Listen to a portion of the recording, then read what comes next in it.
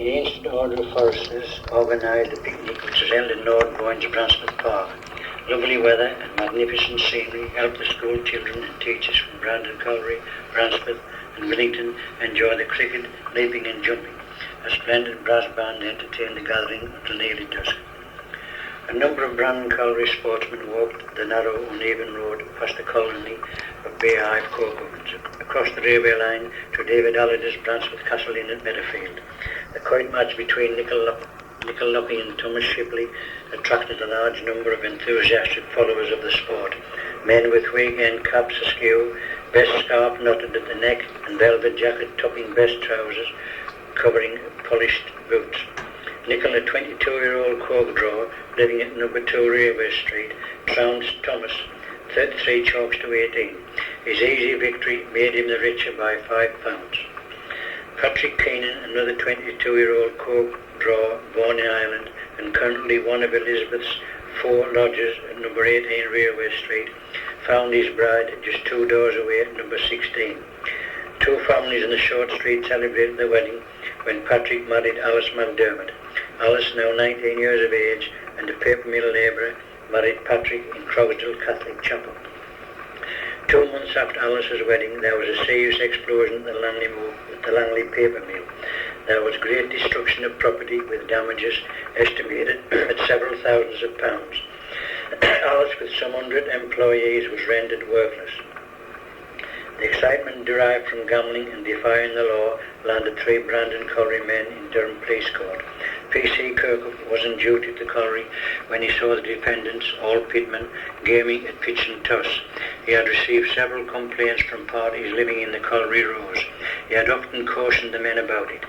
They were sent to jail for 2 days with hard labour and ordered to pay costs of 7 shillings each. Failing payment, a further 7 days imprisonment. The vicar of Bransmouth and his curate were kept busy during December. 5 couples from Brandon Colliery were married in the church there. During the same period, 5 children left the colliery rows for interment at Bransmouth. Again, another dismal and tragic end to a year which has seen 60 members of the community vacate Brandon Colliery for burial at St. Brandon's. Into 1873, Brandon Colliery now has several streets, the longest being Durham Street. West Street is 38 houses. The 2 South Street have a total of 64. East Street, 19 houses. 2 short railway streets combined to make 24. The 2 North Streets contain 39 dwellings. Several blacksmiths live in Durham Street. John Postel's father is a blacksmith at the colliery. John is 10 and is a screener at the pit. He was born in Durham City and now lives at number 7 Durham Street. The shops in newly named Commercial Street are occupied. Richard Preston, a 45-year-old grocer come draper come postmaster, trades from number 1. Next door is grocer Jacob Rowe. Jacob Jr. is a screener at the pit. Edward Forster, at 68, is a retired colliery timekeeper. He lives with his son Francis, aged 24, who runs the butcher's shop at number 3. Next door, number 4, is another butcher's by George Gray, a butcher's servant, and Gabella Scarby, hired maid live. James Jackson Ferns, grocer and draper, operates from number 5 and has a staff of 5 to help run his growing business. Number 6, another grocer's shop, completes the total of business premises. A Northern spell match held in the field at Brandon Colliery drew a large crowd. A match for £20 meant heavy gambling on the result. Ralph Stewart of Clippers Colliery was favourite. His opponent, local man Thomas Towers, on being unable to acquire the Durham racecourse for the game, gave Stewart £1 when he agreed to play at Brandon Colliery. Throughout the game, Stewart remained favourite and won the match, thus delighting his supporters from Clippers Colliery. Following on the heels of the Stewart and Towers tussle, another Northern spell match was contested in the same field. This time, George Mann of Brandon Colliery challenged George Edwards from Hunwick to a game for £20 a side. Betting was in favour of Edwards, 30 to 20 being offered and taking on him. Edwards remained favourite until nearly half the game was played. Amid much local encouragement, Mann took the lead, which he maintained to the end. The following is the score without the odd yards. After After an exciting contest, Man won by 8 scores 3 yards. Durham pitmen, finding the coal market firm, decided at a meeting of the Durham Miners Association held in the Market Hotel in Durham to ask for an advance of 15% in wages, a request they expect the coal owners to resist. On February the 14th, James Ritson, Will Piswick, Richard Martin, Joe Coates and other coal users of Brandon Colliery were surprised and delighted when they heard that their request had been granted. Such a prompt reply was unexpected, as it was less than a month since the meeting was convened. The increase would mean as much as 5 shillings a week to them. The railway serving the community of Brandon has been in operation for 17 years. Brandon Colliery residents, impatient at the railway company's progress, held a meeting in the Colliery Literary Institute to seek increased railway facilities. At the meeting, a notice was drafted to be sent to the North Eastern Railway Company. It was stated that Brandon Colliery now had 8,000 population and the surrounding villages would have about the same number, and that in Brandon Colliery houses were being built which will in the course of a year increase the population 1/3. Mr. Will Dickinson complained of the shortage of trains on a Saturday to supply the inhabitants of Brandon Colliery, the Boyne and Brownie collieries. He said there were 3 trains from Bishop Auckland, 2 in the morning and 1 in the afternoon, and only 1 from Durham in the afternoon. There is urgent need of a goods station at Brandon Colliery, all goods having to be carted from Branspeth or Durham 2 and 3 miles distance. The former place has no warehouse space whatever. On Saturday alone, more than 600 tickets are issued at Brandon Colliery. Jack jumps into the train at Brandon Colliery station. He saw Tommy sitting with his ring of picks, ready sharpened for coal unit and other colliery. "Where's the gang, Tommy?" said Jack. "Has gone to Northumberland," replied Tommy. "Where's Northumberland?" said Jack. "About 5 miles yon side of Newcastle," answered Tommy. Primitive Methodists, now well established in the colliery, have their first minister. Henry Pratt has been appointed to the new Mount Calvary Methodist Chapel. The imposing brick building can seat 500 worshippers and is sited just off the Colliery Road near the top of the long Commercial Street. At 11:30 a.m. on Saturday, June the 13th, a boisterous crowd of some 200, including John Henry Garbutt, now 18, with Anna 15, and young William 9, followed the Brandon Colliery banner onto the racecourse of Durham. Maids Jackie Sayers and James Needham walked alongside. Merrifield and Branspeth miners followed, their banners being much admired. 130 banners were on parade for this, the 3rd miners' demonstration, when a crowd of 40,000 people attended. The banners said to be worth £10,000, all of them being composed of silk. The Durham Advertiser described in alphabetical order the banners which graced the racecourse. It said, "Brandon Colliery banner is well executed, but the meaning of the design it bears is not very obvious to the uninitiated. On one side of the silk is represented a man exultingly waving a tiny flag, whilst halfway up the mound are 3 men apparently engaged in struggling up the steep acclivity, and seemingly anxious of emulating the exploits of the more elevated companion. At the bottom of the hill, in a somewhat undignified position, is the figure of a man who had evidently lost his footing and rolled to the bottom of the eminence, and who is being kindly assisted to regain his equilibrium by a friend. Below this enigmatical picture is the motto, Nil Desperandum. The symbol exhibited on the other side consists of 3 girls, the centre one being elevated above the others on a pedestal. Underneath are the words, "How pleasant it is for brethren to dwell together in unity." Speakers at the demonstration came from South and West Yorkshire, Cleveland and London, to occupy the 3 platforms provided. 2 weeks after the miners' demonstration, a large and successful public meeting took place at Brandon Colliery. The purpose of the meeting was to welcome Edward Rymer, a pitman from Barnsley in Yorkshire. The Colliery Brass Band volunteered to escort Mr. Rymer to the place of the meeting, playing one of their best tunes. Will Bridges, Daniel Evans, Will Crisp, George Madison and Will Hartley marched with scores of their workmates in procession after the band. Mr. Davidson occupied the chair and after a few remarks introduced Mr. Rymer, who related his travels and troubles since 1860 in the cause of the Union. He addressed the audience on the social, commercial and political aspect of the country. Brandon Colliery, along with other 4 collieries, sent money to Mr. Reimer for his services. Jackie Sayers, now a rugged 15-year-old putter, discussed the new increase with his mate, James Needham, also a putter. It had been decided that 3.5 extra be paid for a score of 21 tubs put for every 20 yards above 80 yards. This increase in the score price is to encourage the putter who has to shove his tub a long distance. Robert Brumhead, Thomas Tayman, Henry Crossley, Joseph Davison and George Allen, all coaliers, are worried. Their recent increase in wages could be in jeopardy. They are concerned over the price of cheaper coal. 6 months ago, pithead coal was 20 shillings and 6pence a tonne. Now it is 14 shillings and 6pence a tonne. With such a reduction in the price, the owners are almost sure to ask the pitmen to make sacrifices. Most pitmen welcomed the Joint Committee, which became fully operational during July. The committee consists of 6 members of the Durham Mines Association and an equal number representing the coal owners. They will meet every fortnight to discuss the men's demands. Pitmen welcome this new approach to their grievances. A livid glow filled the sky north of the colliery. Bellowing smoke suggested a major fire. Crowds flocked to the colliery waste heap on which a set of wooden stables were built. They gazed, aghast and helpless, as the wind-swept inferno burned itself out.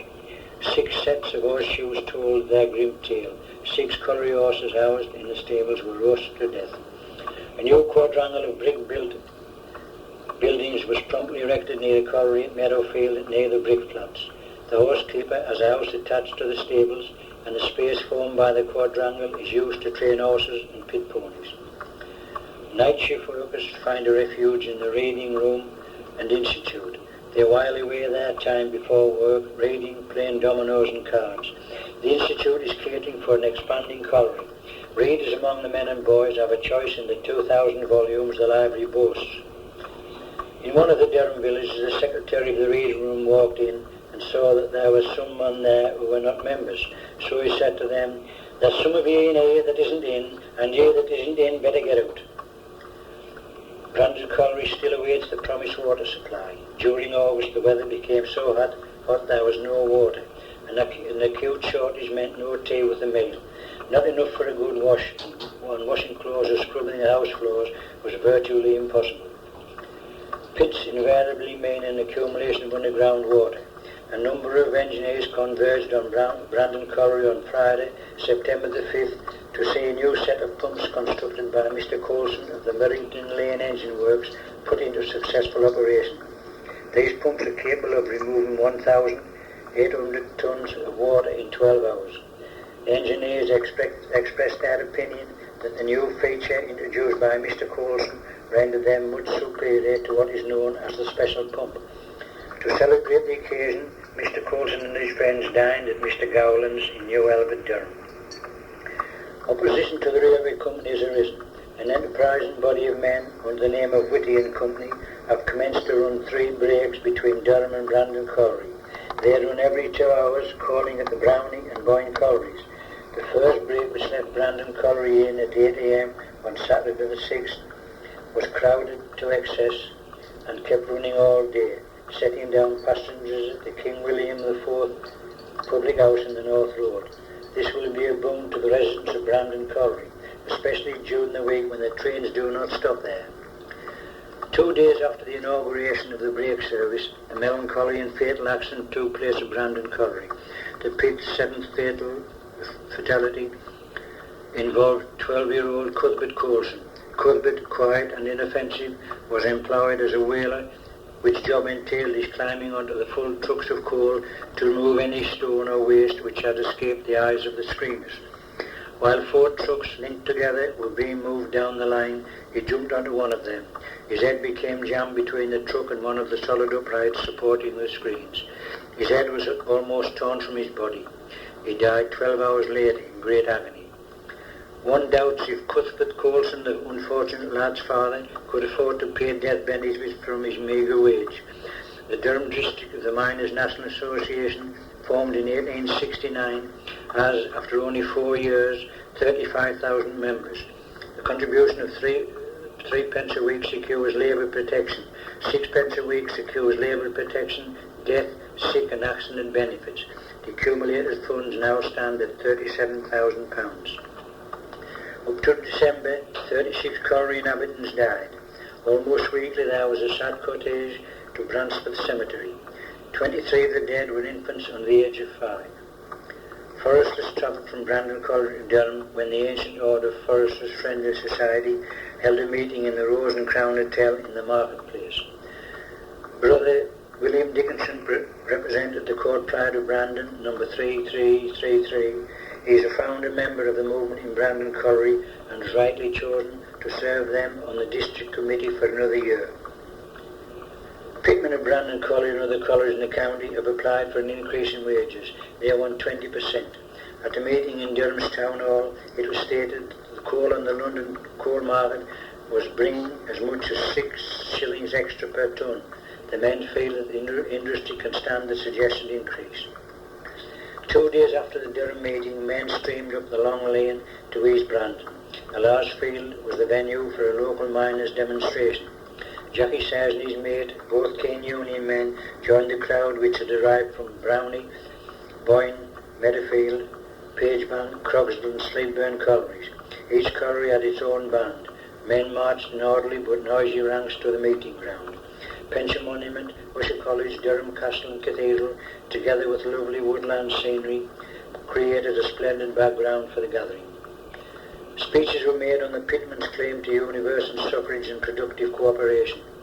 Mr. Joseph Cowan ably occupied the chair and a hearty vote of thanks was moved by Mr. Dunn. Jackie and James Needham learned that universal suffrage had something to do with the right to have a vote in the running of the country. They heard that productive cooperation meant masters and men working together for the common good.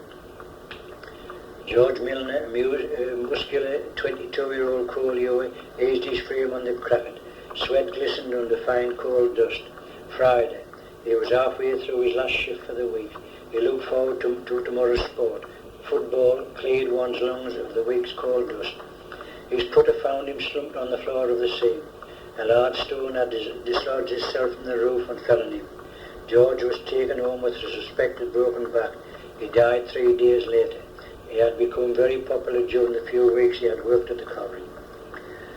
Concerts being the order of the day, Brandon Colliery Brass Band, desirous of fitting each bandsman with a regimental uniform, arranged a concert in the Literary Institute. John Jobson Madgen, local butcher, and brass band deputy occupied the chair. A good gathering was disappointed as the party engaged to entertain was very poor. Another local concert was held. This time the Methodists of Mount Calvary Chapel held the concert and a fruit banquet towards liquidating the debt on the building. John Watson, an able singer, occupied the chair. He opened the programme by singing, "Lo, he comes in clouds descending." Several members rendered songs to make it one of the best concerts ever held in Brandon Colliery. Mrs. Pratt was well received when she sang "The Last Rose of Summer." A young couple who had recently got married decided that after tea one Sunday they would have a walk to see his mother, who happened to be living close to the chapel where they were married. On arrival at Geordie's, who was a bit of a naturalist, they found him sitting in a corner of the fireplace listening to the strains of about half a dozen crickets. At the same time the choir in the chapel close by was singing that well-known hymn, "Leave me not, for I am lonely." "Listen," said the newly married woman, "what beautiful singing." "Ah," said Geordie, "they do it by rubbing their hind legs together." Crowds took the Saturday trains to Durham, where the well-stocked shops offered their Christmas bargains. Potatoes were 8p a stone, cabbages 1p each, rabbits 1 shilling each were popular among the low-wage pitmen. 2 deaths during the last week of the year made a grievous total of 65 from the Colliery Roads during the year.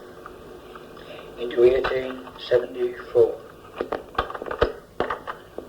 Parcels are much in evidence. Containers of different sizes and shape are left at Durham or Bransford, stations to the north and south of Brandon Colliery. The fast expanding colliery sorely needs a good station of its own. After much agitation by the colliery folk, negotiations between Lord Boyne, Mr. Straker and the North Eastern Railway Company are taking place to remedy the defect. Coal users at the colliery can't understand why the coal owners and managers are seeking a 10% reduction in wages. Men earn little enough as Brandon Colliery is only working a 4-day week. Other collieries are only working 9 days in the fortnight. There are lines of trucks laden with coal and coke. At the moment, coal is fetching 25 shillings and 6pence a tonne on London coal market. Brandon Colliery workmen received notice of the owners' demands for a wage reduction. On Friday, the 17th, they were notified that from May the 2nd, a 20% reduction would take place. Men are furious. Meetings were hastily arranged at the collieries to discuss the matter.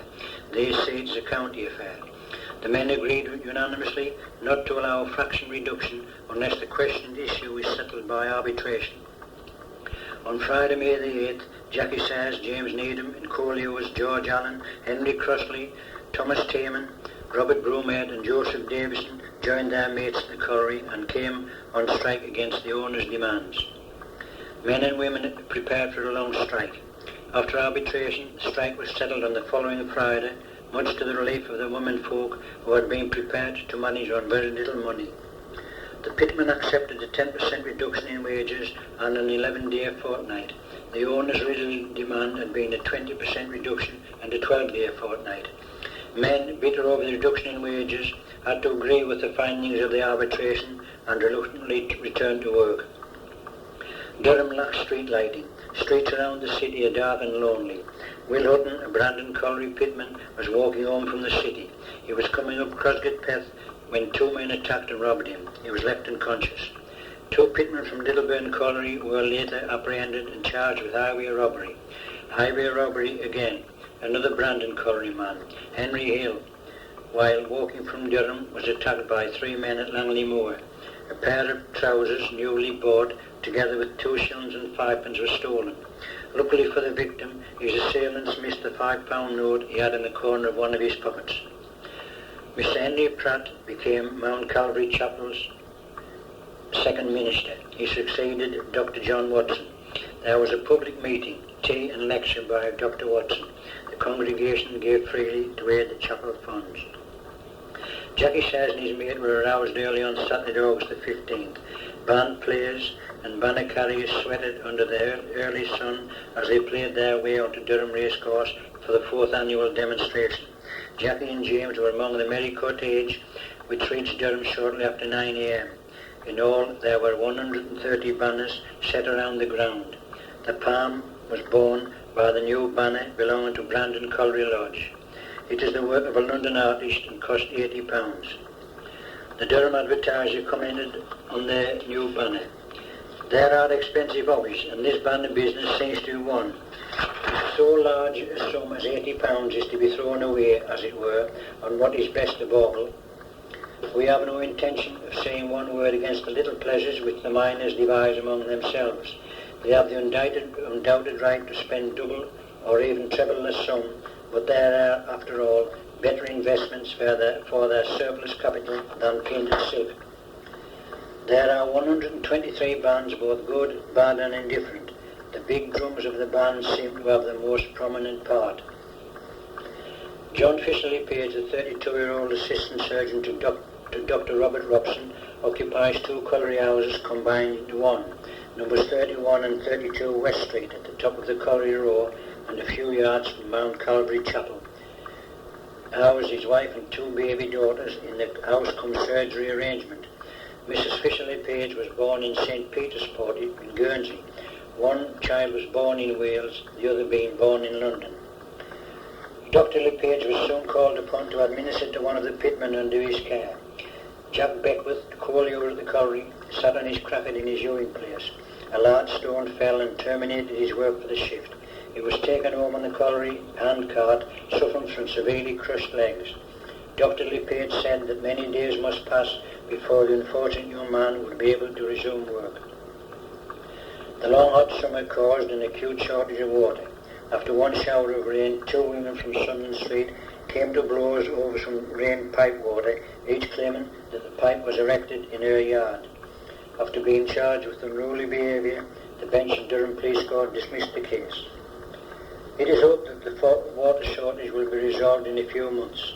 After many discussions and meetings, The inhabitants of Brandon Colliery, Bransford, Wellington, the Boyne, Sunderland Bridge and Tudor are promised a good supply of water into their homes for 2p a week.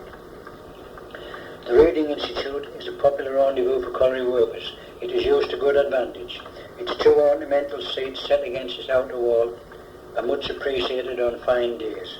There was a concert there on Monday, October the 13th. Singing, comedy and Brandon Bass Band provided the entertainment. All the talent was local and was well received. £10 was raised by admission. The colliery owners added £6. The money went towards the promotion of the library. Other gentlemen have promised to give books to the same laudable object. William Dickinson of 58 Sunderland Street once again sent a letter to the Durham Advertiser concerning a poor railway communication with Brandon Colliery. He said that since he first called the railway company's attention to the fact that trains did not stop daily at Brandon Colliery, the population of Brandon Parish had risen from 300 to 10,000. Trains were stopping daily at Bransford, which has a population of less than 100. Brandon Colliery passengers had to walk 2 miles to Bransford station. Out of 90 passengers embarking there, 82 of them walked from the Brandon, Boyne and Brownie collieries. During the year, 81 inhabitants of the colliery died. Once again, most were infants. This dreadful total may be eclipsed if the typhoid fever, discovered at Sunderland Bridge only 2 miles away, is not speedily brought under control. The authorities are perturbed over the high mortality rate. In 1871, a total of 90 died from infectious diseases, 68 the following year and 65 last year. Parents in Brandon Colliery believe that running water in each home would help contain disease.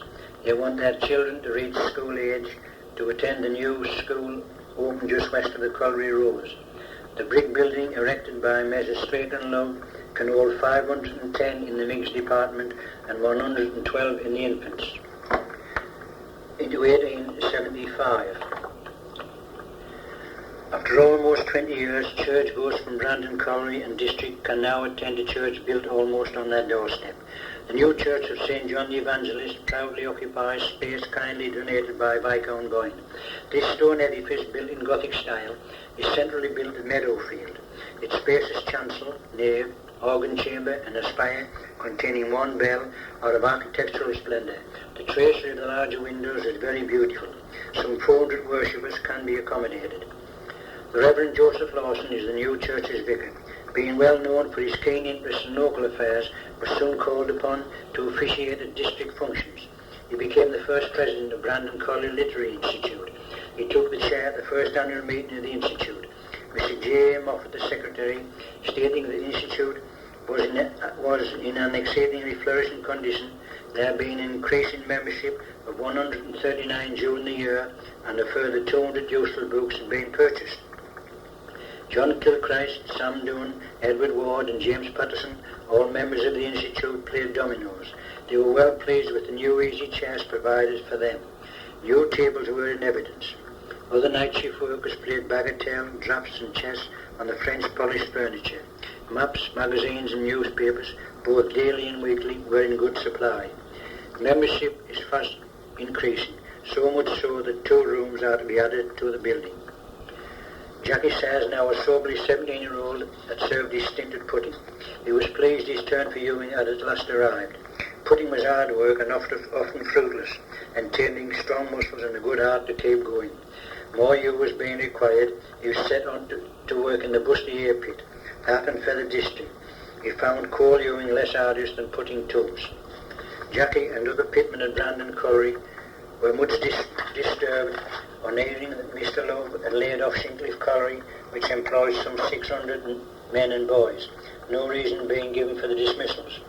Would he treat his Brandon Colliery workmen in a similar manner? Hewing prices in Jackie's district, just awarded by the Joint Committee, are, where the stone band in the coal is 6 inches thick, 12 shillings and sixpence a score. Where the stone band in the coal is from 6 to 9 inches thick, 13 shillings a score. When the stone band in the coal is 9 to 12 inches thick, 14 shillings per score. Where the stone band in the coal is 12 to 15 inches thick, 15 shillings per score. Where the band exceeds 15 inches, the price rises to 16 shillings a score. The new range of prices will earn Jackie 7 pence halfpenny per tub of coal hewed and filled. Thomas Weeks, ex-coal hewer and family man, works on the screens. He cleans stone and bands from the coal sent out of the pit. He was fortunate to find work on the screens when an underground accident terminated his hewing career. His wages as screener, fixed the same time as Jackie's, is 3 shillings and 10 pence halfpenny a shift. Recently the pit has worked short time. He and his wife find that feeding their family is becoming a problem, especially as flour is 1 shilling and 11 pence a stone, meat 10 pence a pound, and potatoes dear at 10 pence a stone. Joseph Love, owner of Brandon Colliery and others, now 79 years of age, after an illness reported to be gastric fever, died at his home, Mount Beulah in Durham. During 5 weeks of illness, he was attended to daily by the minister of the Bethel Chapel, North Road, near his home, and Mr. R.N. Robson, colliery surgeon, and his medical attendant. The Durham Advertiser contained the following article. Few names were more revered or more widely known than that of Joseph Love. His life was preeminently an eventful one, more especially when we remember the one great fact that he rose from the ranks as a poor trapper boy in the coal mine to be one of the greatest coal owners in the county, and closed his life as a millionaire. And one of the most munificent benefits to the cause of religious truth. To the outside world he was known as a great and successful coal owner, upon the history of which, should it ever be written, he has indelibly stamped his individuality. The great trial of Mr. Love's mining career was in 1863, when the whole of their workmen engaged at the Bransford collieries, to the number of 1,200, turned out on strike, and almost wrecked the Durham Miners' Union, which at that time had first reached a certain degree of solidity, under the guidance of Mr. William Crawford, never before accomplished. The Advertiser continued. A brief sketch of his life, which was subjoined, is pregnant with example, both to young and aged, to the former as an incentive to what accrues from honest and persevering endeavour, and to the latter Christian humbleness and simplicity while surrounded by opulence. In him we find an embodiment of the following verse. Wise men conquer difficulties by daring to conquer them, while sloth and folly shiver and shrink at sight of toil and danger which they fear. Mr. Love was born in New York, a small pit village in Northumberland, in April 1796, when the revolutionary tempest was raging in France, threatening disaster to England, and shaking the whole civilized world. At the early age of 8, he began his struggle for existence in the Ox Close pit near Chester Street, where his father resided. 23 carriages filled with funeral mourners walked across Crosgate through Langley Moor, Meadowfield and on to Bransford, a distance of 5 miles for burial in the village churchyard. Mr. Love's 3 brothers are left to run the collieries. Temple Coulson, a young putter near pit, jumped at the chance to hew a tub of coal. The hewers assigned to him were cleaned up. The extra coppers earned would help out his pay. Temple hurriedly swung the borrowed pick. In his haste he was soon working before his timber. Without warning, a large stone fell, completely burying the hapless putter. After his release and removal to his home, 2 surgeons immediately arrived to render aid. On examining him, they stated that both thighs were broken and at once applied the necessary splints and bandages. For 2 days, Temple suffered the most excruciating pain. His father, Christopher Coulson, sent for Mr. Simpson, bone setter, living at Littletown, who on his arrival examined the boy and gave it as his opinion that not a bone in his body was broken. Before Mr. Simpson left the house, he removed the splints and had the satisfaction of seeing Temple sitting up in bed taking his dinner. Mr. Simpson said that in all probability the lad would have laid in bed, tightly strapped up until he died, or would have been a cripple for life. The coal hewer had left Chestermore Colliery, not far from Chester Street, to work at Brandon Colliery. He lived with his stepfather, also a pitman, in Queen Street. While at Chestermore, he made the acquaintance of the 19-year-old daughter of an engineman there. They planned marriage. The couple took the train to Durham. As the trains do not stop at Brandon Station on weekdays, they walked the 3 miles to Brandon Colliery. On the afternoon, soon after their arrival, the tragedy occurred. Whilst together in the parlour of the house in Queen Street, the young man drew a pistol and shot the unfortunate girl twice. the shots proving fatal. Scared and curious neighbours, drawn by the commotion, gathered at the yard gate. The young man disappeared to be apprehended 4 days later. He pleaded insanity at his trial and was sent to the asylum for the criminally insane during Her Majesty's pleasure. Soon after the tragic affair, the family left Queen Street. Some neighbours saw them take away their furniture, presumably to Wales. Numerous pitmen breed pigs. There are pigsties erected in the allotment gardens at Railway Street, South Street and College Terrace. These animals are fed mainly from vegetable waste collected from neighbours. An epidemic disease broke out among the pigs. One man lost a sow and 5 pigs. Several other men have seen 2 or 3 of their stock succumb to the disease. A laden train left Brandon Colliery Station on its third journey to Bransmouth. The Primitive Methodists, now a strong religious body in the colliery, held their first annual gala and tea meeting on a blazing June day. Lord Boyne of Bransmouth Castle kindly let them use the castle grounds. Noisy Sunday school scholars excitedly toured the grounds and surrounding woodland. They were enthralled by the number of deer, peacock and squirrel at home in the castle's environs. About 90 foresters arranged to meet in the castle grounds. Their visit coincided with the Sunday school party. Proud in their regalia, the foresters paraded the colliery rows before their picnic. Lord Boyne and his family were not in residence. They were sojourning at Brighton. 2 days later, on July the 3rd, hundreds of pitmen lost a day's wage when they attended the 5th Miners' Gala. The pitmen from collieries on the Durham to Bishop Auckland route were greatly disappointed when the railway company announced the withdrawal of trains on the Saturday. They declared their inability to cope with the extra weekend traffic. Brandon Colliery band and banner paraded the colliery streets before going to Durham. Brandon Colliery lodges arrived in Durham just before the Boyne, Brownie and Opensaw lodges. Despite the change of day, 124 colourful banners graced the racecourse. The 5 speakers and agents on the 2 platforms impressed a large portion of the 25,000 people who attended the gala. As on previous occasions, the press and police complimented the pitmen on their splendid behaviour. A few pitmen had spent the day in Durham.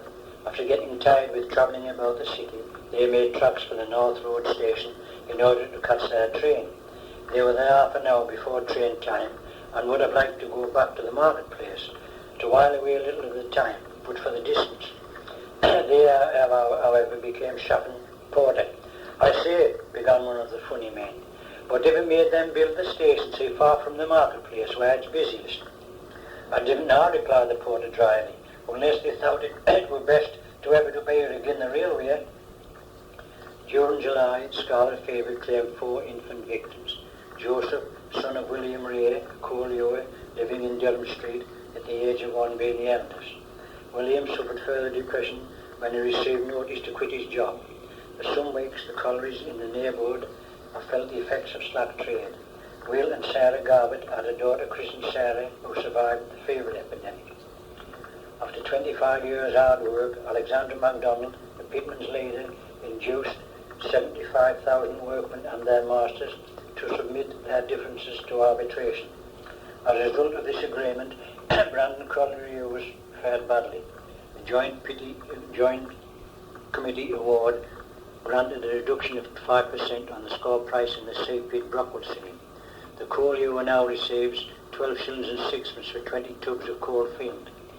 Shortly after the Brockwell seam award, coal hewers in the Hat and Feather, Duncow and Straight North District, all in the Bustley seam, suffered a similar reduction in their score price. Surface workers and cokemen had a 4% reduction in wages. Mr. Coulson brought under the notice of the Durham Rural Sanitary Board the fact that there was a great deal of bad meat sold to poor people at Brandon Colliery and in other parts of the district. Some of the meat vended was not fit for carrying, and it was sold at 5 or 6 a pound. People who eat such meat are only making sores of their throats. It is well known that good meat was not sold wholesale in Newcastle Market under 8 or 10 a pound. Such a practice was very unfair to the honest and fair-dealing tradesmen. Mr. Coulson went on to say that he saw a piece of meat a woman had bought for 4 a pound, which was hardly fit to give to a dog. Father Smith from Croxley, nearing the end of his ministerial work in Brandon Colliery, the new school at Langleymoor, having absorbed his Durham Street pupils, helped organise a soup kitchen for the many in need of help. Father Smith would be greatly missed by the people in the area, having travelled the road from Croxley for a number of years. John Allen, Thomas Dobson, John Story, Will Ray and Tom Briggs, all pitmen, poor and sick of lazing around, left the institute and slowly tread the lane leading to Brandon village. Their notices had expired. Penniless and out of work, they have found the relentless June weather an excuse to escape fretful wives. Owing to the depression of the coal trade about Durham, Straker and Luff closed down the air pit. 500 men and boys, including coke oven workers, had received notice to terminate their employment. About 40 lucky men were set on at other collieries owned by Straker and Luff. Others moved to nearby Littleburn and Brownlee collieries. Jackie Sayers and James Needham, also out of work, but free to enjoy their enforced idleness, walked the 3 miles to Durham. They passed the nearly completed Church of St. John at Meadowfield. A recent bazaar held in Lord Boyne's Bransford Park had realised £425 towards the £600 needed to complete the work. Lord Boyne sent a cheque for £200 to hasten the parishioners' dream. The efforts of the churchgoers in the district wiped out the £4,173 debt. Jackie and James, wishing to see the illuminated tower of the new Miners' Hall in Durham's North Road, waited until dusk. Crowds gathered to witness the lighting up ceremony. The majestic dome crowns a tower which has 3 clock faces which cost £130. The £30 per year estimated cost of illuminating the tower by gas flame will be borne by the town. The coal trade recession continued throughout the summer. Furniture piled high on carts left the colliery rows at regular intervals, followed by disillusioned pitmen and their families. Tearful women bade farewell to kindly neighbours. Mrs. McGregor, Mrs. Edwards and Mrs. Stones, all of whom had suffered recent bereavement, having lost a tiny infant, had known the charity and care of the departing families. They waved and wished them bon voyage. 2 families had decided on Canada as their goal and destiny. Others moved to other collieries, hopeful of better times to come. In 10 days, 150 families left the district. Streets and schools were severely depleted of children. Smokeless chimneys and houses with boarded windows, a grim reminder of economic decline. Local farmers decided at this inopportune time to raise the price of milk from 4p to 5p a quart, in some cases to 6p a quart, the increase being due to incidents of foot and mouth disease in the area. Coal owners too seem bent on adding to the men's troubles. Despite the short time working, the owners have decided to demand a reduction of 20% on the underground earnings and 12.5% on the surface workers. These reductions to be applied at a later date. Output at the collieries is halved. The Broom Park and Boyne pits, almost within hearing distance of Brandon Colliery, are closed down. Carefree pit ponies, withdrawn from the air pit for the duration of the seam's closure, were disturbed at the grazing. John Gilly, Richard Curry, Richard Robson and Richard Pepper staged their impromptu rodeo. The ponies, their shaggy coats flecked with sweat, were raced round the colliery field, owned by Straker and Lowe. P.C. Edwards caught the lads. They were fined 8 shillings and 1 penny each. The ponies are said to have cost the company £15 each. Men feel that they are being oppressed from all sides. The threat of a wage cut, the loss mainly from scarlet and other fevers of 39 of their colliery kinfolk, and the untouchable price of food after their Christmas gloom. Geese in Turkish are costing from 10 shillings to 17 shillings each. Hares 5 shillings to 5 shillings and 6p each. Only the better off can afford such prices. Into 1876. The pit has been in intermittent operation for almost 20 years. Pitmen and their families have survived a major strike and various epidemics. Hundreds of families have arrived, stayed some time, made friends and moved on. Few of the first comers remain at the colliery. They have seen another shaft sunk and drawing coal at the south side of the air pit.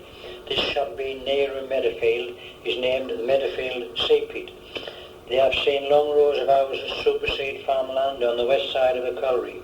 College Terrace, 2 Park Streets, 2 Russell Streets, 2 Queen Streets, 2 Albert Streets and a Cobden Terrace. make a total of 26 streets housing 736 families. The new year saw more pits laid in. Parts of Brandon Colliery are mining coal only, with men and lads accepting a 7% reduction on wages. Deputies were subjected to a 6% reduction. They were told by the owners to form themselves into a separate association. Hitherto they have been members of the Miners' Association. The owners stated that the deputies would not be subject to a 6% reduction if they left the Miners' Association. Some deputies left the union and were immediately dubbed shakers by men in the Miners' Union. A deputy was rushing by at a time when he should have been on his way out. Meeting one of the youths, he said, "Jody, as I seen out of my waistcoat in the place, 'cause I didn't know where I can have put it." Jody looked at him and smiled, and then said, "Why, man, there was it on." The deputy looked at himself and said, "Why, lad, there's right, and mind it's a good job those tellers, or else I would never have gone yam without it." George man left his son in the street home and walked a few hundred yards Durham direction to Catherine Dunn's Red Lion Inn. He and 28 deputies of the brass band sat down to an excellent repast when they held their 4th annual supper. George, an able secretary to Brandon Colliery Brass Band, was presented with a meerschaum pipe for his services to the band. Mrs. Dunn received a dress ring. Cigars at 2pence each and toddies snuff were appreciated during the entertainment provided. On the same night, 40 men sat down to dinner in Brandon's other inn, Robert Ray's Colliery Inn, the occasion being the 5th anniversary meeting of the brick and pipe makers of Strickland Love's Brandon Colliery. Continued from side 5. Hugh McDermott, born in Railway Street 11 years ago, left school to work in the pit. Despite the colliery working a 3 or 4 day week, Hugh started work as a proper lad underground. Railway Street was a short distance from Brandon Railway siding, while work is going ahead on the new railway station. 50 men are engaged in building and excavating. The station master's house is covered in, and the waiting rooms are far advanced. The railway company is building a large bridge to avoid the level crossing. The scene of many accidents. A large warehouse for the reception of goods is being built at the low end of the passenger station. The station is expected to be ready by July. Proud delegates from various collieries attended the first meeting held on June the 2nd in the new Miners' Hall. They met to consider the 10% reduction on the men's wages proposed by the coal owners. The pitmen feel that the owners should not have sought a reduction so soon after the last one. It was arranged to meet the coal owners to discuss the matter. The owners' demand caused meetings to be hastily convened. On the Saturday following the delegates' meeting, a gathering of pitmen from Sleedburn, Waterhouses, Meadowfield, Broome Park, Eastwinning, Ushamoor and Brandon Colliery was held at Langley Moor. One speaker stated that if their organisation was destroyed, they would be in a worse position than they were in 1852 and 1869, and instead of 10 or 15% reduction, it would be 30%.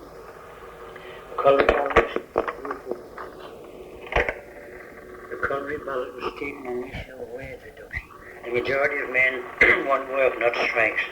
20,190 voted for arbitration, 16,485 favoured striking. Majority for arbitration, 3,785. The decision was well received throughout the county. Jackie says, now 18, took his girlfriend to the miners' demonstration.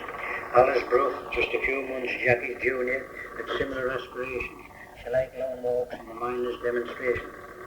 They joined the 200 Brandon Colliery folk who followed their banner to the Durham racecourse. For the second successive year, the event was held on a Monday. The same reason as last year prevailed. The railway company could not provide sufficient transport on the Saturday. A good and attentive crowd listened to spirited speeches delivered from the 2 platforms provided. A correspondent of the Durham Advertiser made the following suggestions for improving the manner and morals of the pit population. He says, whilst wandering among the pit villages, I have often thought that by a judicious arrangement a great improvement might be made in the habits of miners by having bathrooms or places wherein they could wash themselves and change their clothes immediately after leaving the pit. There is plenty of hot water about all the collieries running to waste, which could be used for baths or lavatories. and there need not be much misunderstanding with regard to soap and towels. Most of the pitmen's houses are small enough, and it cannot conduce to the delicacy and refinement of the young women of the families to have fathers and brothers tugged every day, often in the living room, with the family about. The recreational needs of Brandon and district were catered for when the new theatre was opened at Langley Moor. Mr. Parsons, a building contractor, had successfully applied to build and license the theatre and music hall. Jackie Sands called in Alice Brough. They were now established quarters. They walked the mile to Langley Moor to see a drama performed in the new Lambeth Theatre. A new exciting drama being booked for every performance. On the night of their attendance, a beautiful silver-plated teapot was offered as a prize to the first person who answered the following conundrum. Why ought the proprietor of Langley Moor Theatre be more respected than any other man in the diocese? The judges were selected from the audience. Jackie noted with interest the first three dramas to be booked. Ticket of Leave Man, The Streets of London, and The Green Hills of the Far West. The Alhambra has caused much local interest. Its popularity has spread to Durham, from which place 2 busloads of theatre goers travel each week. The young people of the district are delighted. Hitherto walking has been their chief free time occupation. People representing all walks of life attended a meeting in the Colliery Mechanics Institute. They feel that Brandon, now almost the size of a town, needed a controlling body to foster its interest. It was proposed that a local government board for the township of Brandon Bishop be formed. Such a board could hold promise of official investigation into the high death rate of Brandon Colliery. 8 members of the community died during the month of December, 7 of whom were infants. The vicar of St. Brandon's and his curate buried an astronomical total of 51 Brandon Colliery souls during the year into 1877. The new year began on a depressing note. More and more pits are being closed owing to slack trade. Not half of the houses of Brandon Colliery are occupied. It is almost a ghost town. Pitmen thankfully make use of the Literary Institute, its 500 volumes costing nearly £60. 32 daily and weekly newspapers are a boon to its 180 members during the bad January weather. Jim Elliott and Tim Sullivan, both staunch Union men, walk Sunderland Street's long length toward the Red Lion Inn, nestling alone in the hollow lying some 200 yards from the end of the street. They discuss pit affairs and the serious rise in the price of food. Potatoes, which 4 weeks ago were 8p a stone, had doubled in price to 1 shilling and 4p a stone. The colliery was working slack time, but Jim and his friend paid their union fees at the inn every 2 weeks, money which in all probability would shortly be needed, as there is talk of a general strike in Durham County. Nearly 4,000 men could be involved as the owners propose a reduction of 15% on wages and a readjustment of hours. Pitmen at the colliery can understand that while coal is fetching 18 shillings and 6p a tonne on the London Coal Exchange, the owners' persistence in their claim for a wage reduction. The prices of Brandon Colliery Sea Pit were reduced by 6%.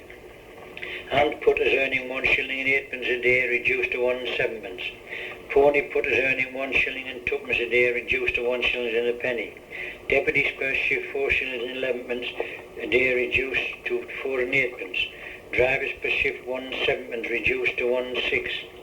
Water leading 4 and 2p a day reduced to 3 and 11p. Water leading 4 shillings a day reduced to 3 and 9p. Water leading 2 and 4p a day reduced to 2 and 2p. Trappers and switch keeping 1 2p a day reduced to 1 shilling and a penny. Used for starting 2 shillings and 2p per day reduced to 2 shillings. Brandon Parish is formed from Branspeth. The parish comprises the villages of Brandon Colliery, Slateburn, Brownie, Langley Moor and Littleburn. These have a population of over 10,000. Brandon Colliery now has 26 streets. The Colliery Band draws its members from almost every street. They held their annual dinner in Catherine Dunn's Red Lion Inn. A large company sat down to a good spread. Several pieces of music were performed by the band, followed by songs. Various toasts were given to conclude a most enjoyable evening. Angry voices pervaded the air as men queued to pay their fortnightly union contribution in the Red Lion. The reason for the angry upsurge was the Durham coal owners' request for an 18% reduction in the pitmen's wages. Tom Hutchinson, John Coleman and Rob Gray, all family men, were filled with apprehension on hearing the news. 110 men and boys, men like Tom Dickinson, Jim Blenkinsop, George Wilson, Dickie Bendelow and Joe Rogerson, had more pressing problems than a threatened reduction in wages. They had received a fortnight's notice to leave their work. Brandon strikers in love in consequence of the Great Depression in the coal trade, the situation worsened by the hot summer and the consequent reduction in coal consumption, contemplate closing the B pit altogether until trade revives. Some of the men will be absorbed into C pit on the termination of their notices. The C pit is the only one being worked. The A pit having been laid idle 2 years ago. Brandon Colliery has a deserted and forlorn appearance at present, and with the exodus of such a large population, things will be much worse. Whole streets of houses are standing empty, and the general depression in trade has caused a marked change to come over a once busy centre of industry. Shops in Commercial Street, once a hive of activity and business, are devoid of custom. Drapers, butchers and general dealers, formerly trading in the street named High Street, have accepted the more pretentious and apt Commercial Street. The long row of colliery houses next to the extensive Newcastle Street is named High Street. On Monday, July the 16th, Jackie Sayers, now 19 and courting seriously, took his girl to the 7th Durham Miners demonstration. Owing to the railway company's inability to provide sufficient trains on the Saturday, the demonstration was once again deferred to the Monday. A greatly reduced number, some 30,000, attended the annual event. Jackie heard one speaker, Mr. Richard Fines from Blythe, say that he had been visiting the villages in Durham and found that men were working 10 or 11 days for £1 10 shillings or £1 13 shillings. That was not sufficient to enable a man to feed themselves and families, and he hoped the next time they met each man would be receiving £1 10 shillings per week instead of that amount per fortnight. The formation of a Brandon local board, having received the royal assent, the order will come into operation on September the 29th. The election of 9 members to form the new local board has been fixed for November the 6th. The Reverend Joseph Lawson to be returning officer. The election will be conducted by ballot. Voting took place in the Miners' Institute amid great local interest. Something of great import was happening in Brandon Colliery. After the counting of the votes, which took place next day, 3 candidates were chosen from the 5 nominated to sit on the proposed new local board. One of the 3, John Fisher LePage, gentleman, Meadowfield House, was elected to the centre ward in which Brandon Colliery will be situated. Mr. LePage had at one time practiced medicine in West Street. His surgery come home, 2 houses combined, being set at the top of the street next to Mount Calvary Chapel. The chapel's new minister, the Reverend H.B. Kendall, consoled the stricken family when young William Robert Holton, son of William Holton, a coal laborer, was killed at work. He was a colliery screener. The inquest was held in Robert Ray's Colliery Inn, only a few yards from the gaunt wooden structure, the scene of the recent disaster. Neighbours in the short North Street, deeply shocked, mourned with the family. The state of the coal trade is terrible. 60 pits in the county have closed down. Pitmen generally are earning only about half the wages they had been receiving. Most pits are only working a 7 or 8 day fortnight. Straker and Love have obtained a reduction varying from 30 to 50% in their colliery rates. The collier's wages are now determined by the net price of coal. A sliding arrangement operates, which will be reviewed every 4 months. Men like Martin Dodd, John Edwards and James Kipling, who have just recently suffered a reduction of 7.5% in wages, are sceptical of the scheme. Will the reduction be restored? Numbers of colliery folk are complaining about the railway company's attitude to the poor facilities offered to would-be travellers. William Dickinson of Sunland Street sent a letter to the Durham Advertiser condemning the railway company's behaviour to the conditions prevailing at Brandon Colliery. He reminded them that it was 15 years since he first called their attention to the matter. A first-class railway station had been built. It was finished over a year ago. He said that we now have the winter staring us in the face, with the dreaded Crosget path before us, with all the danger of being knocked by highwaymen who infest that dreary region on the dark winter nights. He called for an indignation meeting. Bernard McGlenn went to work on Friday, November the 23rd. It was his last shift of the week. At 31 years of age, he was at his prime as a coal hewer in the sea pit. Halfway through the shift, a large stone fell from the roof and injured the lower part of his body. He lingered 15 days at home and died from his injuries on the 8th of December. His death was the 10th fatal accident since the spit started some 20 years ago. December was a memorable month for the Reverend Lawson and his flock. On December the 12th, the Court of Windsor granted to St. John the Evangelist, Meadowfield Place, a chapelry. On December the 18th, the London Gazette contained the announcement that the new district chapelry had been assigned to the Church of St. John the Evangelist, Brandon, out of the parish of Bransford. 39 Brandon Colliery residents died during the year. Thankfully, the number is a big decrease on that of last year. Into 1878. Hugh MacDermott and his younger companion, Lawrence Cummins, trudged through deep snow. Homeward bound, they were working men dedicated to a cause. They, with other Roman Catholics from Brandon Colliery and the surrounding district, had volunteered their services. A half-built structure of galvanized iron inlaid with wood, a testament to their labours. Father James Hanley, the first parish priest in the area, knowing the need for a chapel and school for his flock, directed the work on the building destined to seat 350 worshippers. Hugh and Lawrence left the new site, highly pleased with the voluntary work already done on the exposed building. They passed St. John's Church in this ecclesiastical parish of Brandon, where their first vicar, the Reverend Joseph Lawson, has recently read the 39 articles of the Church of England. Their walk home to Brandon Colliery, now made easier with the laying of a new road from the south side of Meadowfield to Brandon Colliery railway station. A new path made from cinder oven ashes stretched from the turnpike road greatly enhanced the work. On the night of Sunday, January the 20th, a gale of tremendous ferocity raged over the district. Woodwork on the new chapel was broken and considerable damage was done, resulting in the deferment of its opening. After overcoming the disappointment and the ravages of the gale, the builders and volunteer workmen had the immense satisfaction of seeing the chapel cum school opened on the 4th of March. Children from Brandon Colliery, Brownlie Colliery, Littleburn Colliery, Langley Moor and Meadowfield attend the school. Their fathers are donating 1 day's pay a fortnight to help erase the debt incurred. Industry has attracted business and workers. Churches, chapels and the railway station have been built.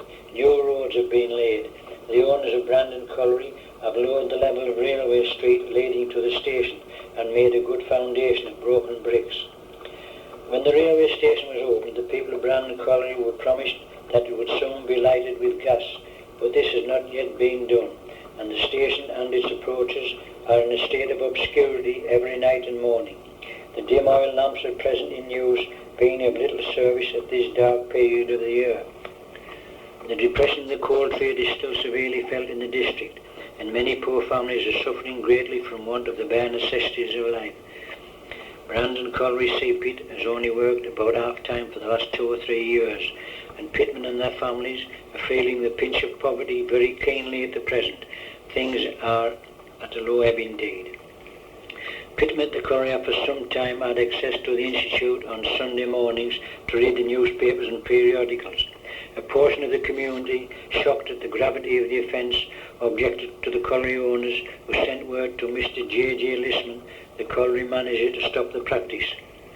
A meeting of the members was held in the reading room to consider the Sunday closing question. There was a large attendance of members. William Dickinson occupied the chair. Voting took place, the result being 53 for the opening of the reading room on Sundays and 5 against.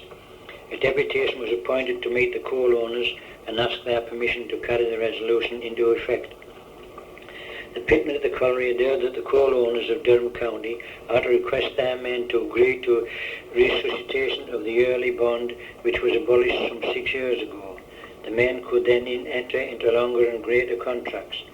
The pitmen in general will not object, knowing that under the old binding system they were sure of regular employment and compensation, whereas now many collieries are closing and families are in extreme poverty.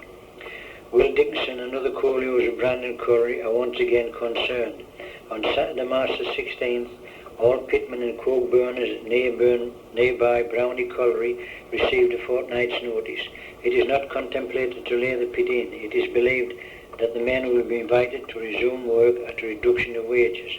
Brownie Colliery, 1 mile away, is worked under different ownership. As Will Dickinson had feared, the depression spread to Brandon Colliery. The colliery owners resolved to close the Bay Pit or Rutten Seam, which was only reopened a few months ago. It had been financially unsuccessful. 62 men and boys received 2 weeks' notice. The pit will be laid in until better times. The A Pit or Busty Seam has now been closed for nearly 3 years. There is no sign of its reopening. The C Pit, at which the main coal of Brockwell Seam is worked, will now be the only one left open. Work is restricted there. Altogether, the outlook for the area is a most gloomy one. Much distress prevails. The long hot summer days are bad for business. Coal is in little demand. Even the man with the dancing bear on the end of a chain finds a tour of the colliery streets unproductive. Hawkers and beggars too fare badly. Towards the latter part of June, the depression in trade was very bad indeed in the Brandon district. Hundreds of pitmen are scarcely earning sufficient to maintain themselves and their families with the bare necessities of life. The pit's generally working about half-time. During the past few months, a general exodus of miners and their families has taken place from Brandon Colliery and neighbourhood. Many who had the means have emigrated to the colonies and other foreign countries. Brandon Colliery, a once busy centre of industry, presents a marked change to what it formerly bore. The tall chimneys are now smokeless, or nearly so, while the long rows of coke ovens, the lurid glare of which might be seen for many a mile, are now falling to ruins for want of being used. Several rows of houses are closed and the windows barred up, reminding the visitor of Goldsmith's deserted village. The rows of houses are blocked up on either side by fencing, and the significant intimation, any person found trespassing in this street will be prosecuted, is placed on a board at the end of each street. Trespassers, however, evidently do not care to wander about these forsaken houses, for the streets are covered with tall grass both back and front, and a capital harvest of hay is now ready for gathering. Despite the depression throughout the coal field, with no fewer than 60 collieries lying idle, about 30,000, representing 200 collieries, turned up in hot blustery weather for the 8th Durham Miners' Gala. Brandon Colliery was indeed a ghost town. Most of the remaining families, out for one day of enjoyment, made the 3-mile trek to Durham. 1 week after the gala, on July the 12th, 320 men and boys employed at the sea pit received 2 weeks' notice to cease work. Messrs. Straker and Love contend that the bad condition of trade is the reason for dismissing the men. Some of the pitmen had an interview with Mr. Heppel, the manager, and offered to accept a small reduction rather than lay the pit idle. Mr. Heppel informed the men that the owners had decided to cease operations for the present at least, as the pit was not paying. The ovens and brickworks at the colliery are all lying idle. During the prosperous years of 1873 and 1874, there were nearly 1,000 men employed in Brandon Colliery, and it contained a population of between 3,000 and 4,000. Its 25 streets are now almost deserted and will become more so unless trade speedily revives. After a month of closure, the owners of Brandon Colliery consented to reopen the sea pit at a general reduction of 10%. Work would be resumed first to non-union men only. About 30 pitmen not connected with the union have accepted the reduction rather than lay the pit in. Their acceptance disgusted the union men. All the ponies and gear, having been removed from the pit, will have to be reinstalled. Great distress again pervades the district. Collieries for some time past have only been working half-time. During the closure, a very large a very large proportion of the inhabitants left Brandon Colliery. Each day loads of furniture was seen on the road, men and their families seeking a more peaceful and prosperous existence, walking by their side. Work resumed at the seaport on August 21st. The owners consented to reopen at a reduction of 10% all round, first to non-union men only. Will Dickinson and other staunch union men are furious over the decision. George Mann Collier, an all-round sportsman, died at his home in Durham Street, where he had lain ill during the lockout. He was 56 years of age. During September, another mass meeting was held in the field near Brandon Village. 10 lodges from surrounding collieries, including Brandon Colliery, met under the auspices of the Durham Miners Association. All 10 sported banners. The theme being better organisation of our association, now political emancipation. The object of the meeting was twofold. It was to show the working classes the necessity of trade organisation for the attainment of their rights, the right to be remunerated fairly for their labour, and also to have the right to have a vote in the making of these laws in the country that they were bound to obey. Early November saw an equally early winter in the form of a snowstorm, so bad that communication with Sleatburn was again cut off. Bad weather did not prevent crowds flocking into the Lambert Theatre at Langley Moor. A concert of sacred music was given for the benefit of St. Patrick's schools at Langley Moor. The building was crowded in every part, reminding the visitor of the prosperous times of 4 or 5 years ago, instead of the present depressed condition of the coal trade. The Reverend James Hanley, rector of the Catholic congregation of the district, presided. The road to Brandon Colliery was thronged with satisfied theatre-goers who had heard a member of Durham Cathedral Choir sing several songs, and a programme consisting of a variety of comic and sentimental songs, principally Irish. The concert was a great success and realised a handsome sum of money for the schools. Once again scarlet fever ravaged the district. The death roll, especially among the very young, is high. During the epidemic in December, a soup kitchen was opened at Dunbar's Ledge Farm in Meadowfield Place to supply the needy with soup during the inclement weather. The idea of opening the kitchen originated with Lord Boyne, who subscribed £50. A committee has been formed, with the Reverend Joseph Lawson, the Vicar of St. John's, at the head, and a meeting was held in the colliery office, Brandon Colliery, where the necessary arrangements were completed. The soup made at the farm is retailed at 1 penny per pint to adults and a halfpenny a pint for children. The soup is to be sold on 3 days of the week. There is still great distress in the district owing to the collieries working so badly. Much sickness prevails and many deaths have taken place. Again, the majority are young children. Excited youngsters gathered to watch the sale of 30 horses and ponies just removed from Messrs. Straker and Lewes, Oakenshaw Colliery, which is entirely laid in owing to the dullness of trade. The brick wall of the colliery farm stables accommodate the eager spectators as the fitful ponies changed hands, swapping their life underground for the more sedate one of hauling a merchant's cart. Jackie Sayers, now 20 years of age, married a local girl, Anne Bruff, on Boxing Day in the Methodist chapel just up the lane from his home. They had decided after few deferments to marry, despite the fact that bleak prospects faced them. After the temperate celebrations, Jackie moved from his home in Durham Street to a 2-roomed house in Sunderland Street, which contained several empty houses. Frugal furniture adorned their first home, but being from colliery folk stock, their spirit would carry them through to better times. Into 1879, continuous severe weather hit the poor people of Brandon. Crowds gathered long before the time fixed for distribution. About 1,100 pints of soup and 1,000 small loaves of bread are required weekly at the soup kitchen. Soup kitchens are to be found in almost every village.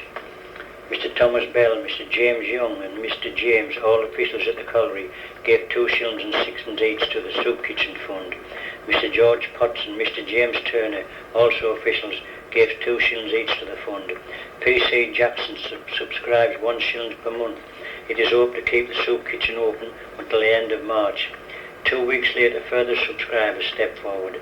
Mr. J.J. Margin, butcher of Brandon Colliery, gave 1 guinea. Mr. Thomas Turner, deputy, gave a second subscription of 2 shillings. H.J. Pearson, Esquire, of Bransford gave 25 shillings and sixpence. Mr. Francis Forster 10 shillings and sixpence. Mr. Nicholl Jenkins 2 shillings. P.C. Jackson sent a second monthly subscription of 1 shilling. At the beginning of March, the committee running Brandon Soup Kitchen appealed for further funds. There is much distress and they hope to continue the relief until Easter. Since its opening, the kitchen has provided about 12,000 pints of first-class soup and 8,000 small loaves of bread. After 8 weeks of severe weather, the River Brownie at Langley provided ice strong enough to encourage skating. Gentlemen and ladies rushed to put on their skates, and many young people stayed on the glass-like ice until 10 o'clock at night. Chinese lanterns illuminated the jolly scene. Unrest and worry once again in the coalfield. The coal owners are now seeking a 15% reduction on underground wages and 10% on surface wages. The men want arbitration. This the owners refuse.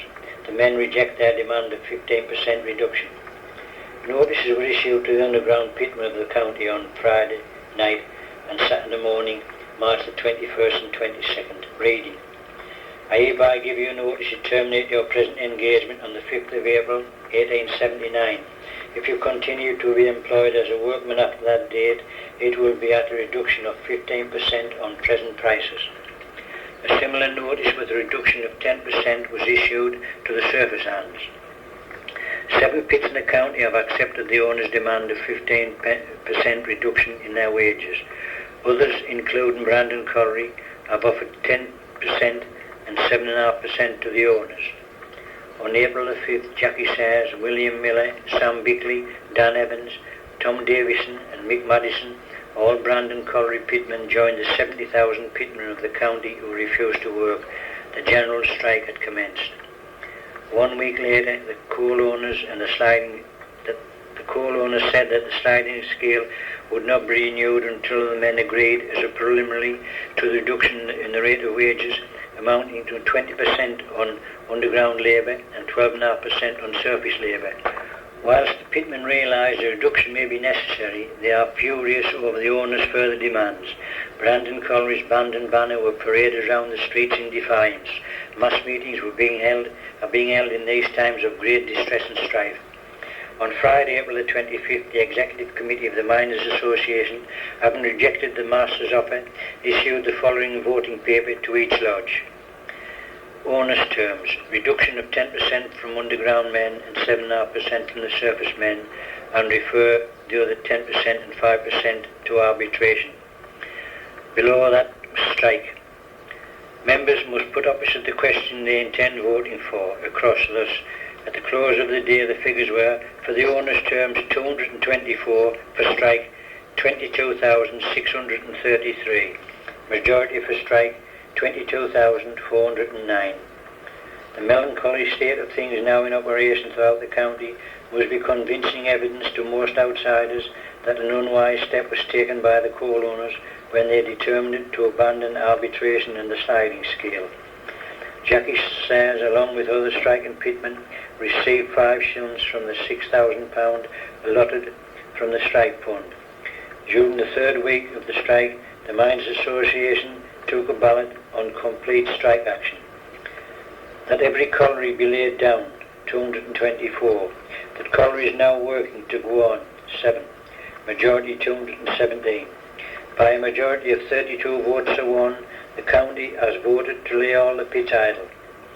Jackie Sayers, always an active union man, attended a mass meeting at Amsdale's. 10 collieries, which included Brandon and the boy, made up the gathering. Jackie heard Samuel Whiteley of Brandon Colliery move that we recognise open arbitration as the most just and equitable means of settling the present dispute, and without it no arbitration. This brought great cheering from the men. At the moment, the north of England is passing through a time of trial, if not peril. The pitmen throughout the county of Durham are on strike, and such is the unsettled state of affairs that it was found necessary to bring down to Durham City several troops of horse and foot soldiers to overawe the pitmen. For several months, the old city looked like a garrison town. Poor parents sadly watched their children go to school, clean but unavoidably shabby. They can't afford 2 shillings and sixpence with which to buy little Joe a new knickerbocker suit, or 1 shilling and 11 for Mary a braided French merino frock. 2,000 determined men filled the field at Sleeburn, another striking colliery, about 1.5 miles from Brandon Colliery. William Dickinson presided. His colliery, Brandon, was among the 12 collieries represented. After lengthy talks, the following resolution was moved and seconded, that this meeting pledges itself that when the present difficulty is settled, we do not return to work until it is ascertained that every man is to be reinstated in the position he had left in consequence of the strike. One speaker alleged that the employers opposed the application of the 1872 bill concerning miners' check weighmen. He said that one coal owner declared that if a check weighman was placed on the pit heap of one of his collieries, he would stop it altogether. The speaker said that the coal owner in question was making so much money out of cheating the men that he knew he would suffer a great falling off when he was compelled to deal with honest men. Yet this was the man who was representing, or rather misrepresenting, the pitmen of North Durham in the House of Commons. The speaker urged the men to be organised, if it were for nothing else but to stop the imposition, fraud and confiscation that has been practised upon them and their forefathers, who had hewed many long hours, filled many tubs, and gone down the shaft many times, for which they were never paid. This drew applause. He wanted the men to be thoroughly organised like the army. The regiment divided into squadrons, the squadron into battalions, the battalions into troops. The chairman, on winding up the meeting, urged the men to remain peaceable and support arbitration.